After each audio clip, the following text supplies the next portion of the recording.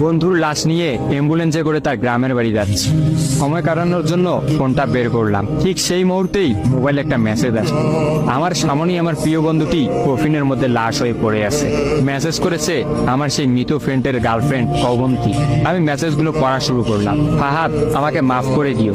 আমি যেই বাবার চোখের দিকে তাকিয়ে কখনো কথা বলতে পারিনি, সেই বাবা যখন অসহায়ের মতো আমার সামনে দুই হাত জোড়ে কান্না শুরু করতে লাগলো, তখন সেই বাবার ভালোবাসার কাছে আমাদের ভালোবাসা হার মেনে গেল। তাই আজ 11 দিন ধরে আমি অন্য মানুষের স্ত্রী। তোমাকে কথা দিয়েছিলাম জীবনের শেষ সময় পর্যন্ত তোমার সঙ্গে থাকবো। আমার সব সময় ভয় হতো যে তুমি আমাকে কষ্ট দেবে, হয়তো আমাকে ছেড়ে অন্য কাউকে বিয়ে করবে। অথচ দেখো, আমি তোমাকে কষ্ট দিলাম, আমি তোমাকে রেখে অন্য পুরুষকে বিয়ে করে ফেললাম। জীবনটা বড়ই অদ্ভুত, তাই না? তোমার কি মনে আছে আমি তোমাকে কাঁদতে কাঁদতে বলতাম আমাকে কখনো ছেড়ে যাবে না? তো তুমি হাসতে হাসতে উত্তর দিতে আমি তোমাকে কখনো ছেড়ে যাব না, তুমি আমাকে ছেড়ে গেলে যেতে পারো। তখন আমি অনেক রাগ করতাম, কারণ আমি তো তোমাকে পাগলের মতো ভালোবাসতাম। তুমি নেই এরকম কোনো পৃথিবী আমি কল্পনাও করতে পারতাম না। অথচ দেখো, আজ অন্য কেউ হচ্ছে আমার স্বামী। রোজ তার সাথেই আমাকে ঘুমাতে হয়, ঘুম থেকে উঠে তার মুখটাই আমাকে দেখতে।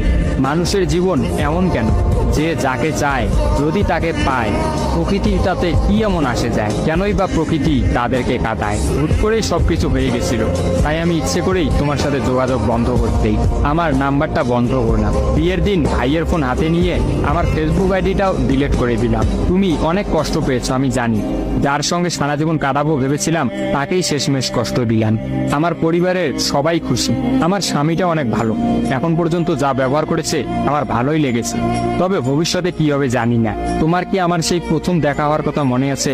তবে সেটাই যে প্রথম দেখার, সেটাই যে শেষ দেখা হবে, এটা কখনোই ভাবতে পারি। আসলে মানুষের চিন্তার বাইরে যে কত কিছুই ঘটে, তাই না? সেদিন আমি তোমার সাথে 3 ঘন্টা ছিলাম, কিন্তু সেই 3 ঘন্টায় কেউ কাউকে স্পর্শও করিনি। কিন্তু তুমি যখন আমাকে তোমার রিক্সায় তুলে নিতে তোমার হাতটা বাড়িয়ে দিলে, তখন আমি তোমার হাতটা প্রথম স্পর্শ করেছিলাম। বিশ্বাস করো, সেদিন আমার কিছুতেই তোমার